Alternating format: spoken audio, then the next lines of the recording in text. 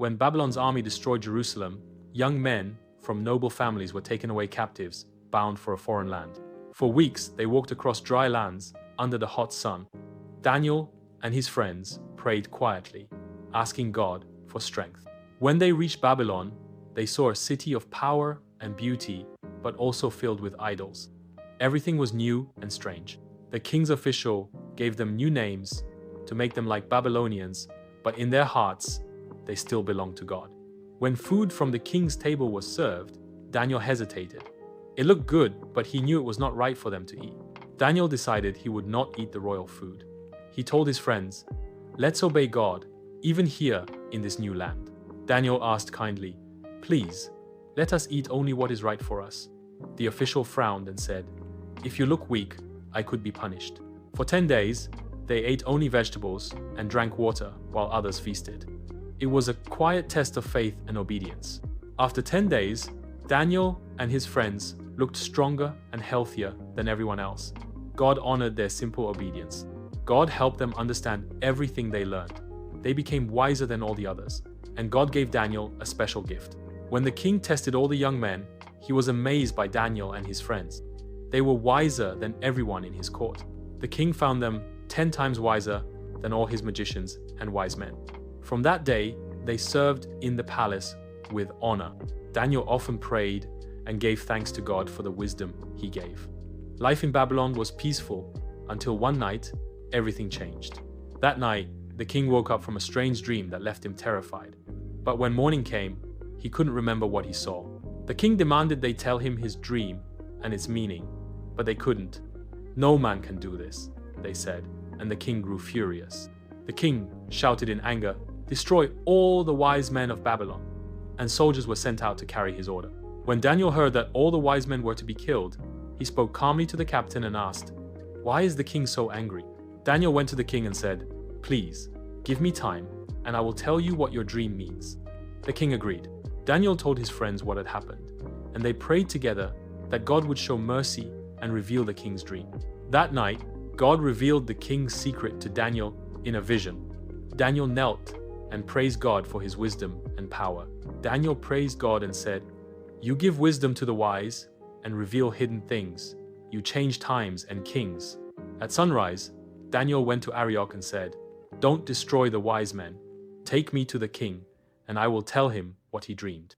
The king asked, "Can you tell me my dream and what it means?" Daniel replied, "No man can, but there is a God in heaven who reveals secrets." Daniel said, "You saw a great statue, its head of gold, chest of silver, body of bronze, legs of iron, and feet mixed with clay." Daniel continued, "Then a stone, cut without human hands, struck the statue and broke it to pieces until nothing was left." Daniel said, "You, O king, are the head of gold. God has made your kingdom strong and glorious.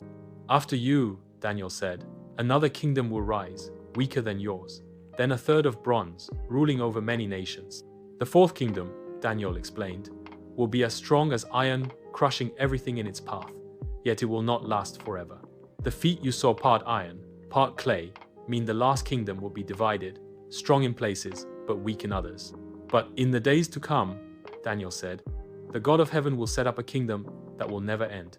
It will stand forever." When Daniel finished speaking, the king stood amazed. He knew this was no ordinary wisdom, but truth from the living God. The king bowed before Daniel and gave him many gifts. "Surely your God," he said, "is the God of gods and Lord of kings." Nebuchadnezzar made Daniel the ruler over all the wise men of Babylon, placing him in charge of the royal advisors. At Daniel's request, the king also promoted his 3 friends to high positions in Babylon. Together, they served faithfully. From that day, Daniel and his friends lived in peace, serving with wisdom and honor. Their faith brought light into a foreign land. Years passed. Daniel served wisely under many kings, and God gave him favor and understanding wherever he went. Daniel worked with honesty and wisdom. Even in a foreign palace, he stayed loyal to God and true to his faith. Daniel treated others with kindness and humility. His strength came not from pride, but from a heart that honored God. Each day, Daniel prayed and thanked God for his wisdom and mercy. His faith never faded, even in comfort and success. Daniel often remembered how it all began: their journey, their tests, and how God's wisdom guided them through every season. Daniel shared what he learned with others, teaching the young to seek truth and wisdom that come only from God. Many came to Daniel for guidance. His faith and honesty inspired others to trust God in their own generation. Looking over the city, Daniel remembered the day he first arrived, a captive boy who learned that true freedom begins with obedience to God. Daniel's story reminds us that wisdom, courage, and loyalty start with small choices. God honors those who stay true to Him. From his youth to old age, Daniel remained faithful.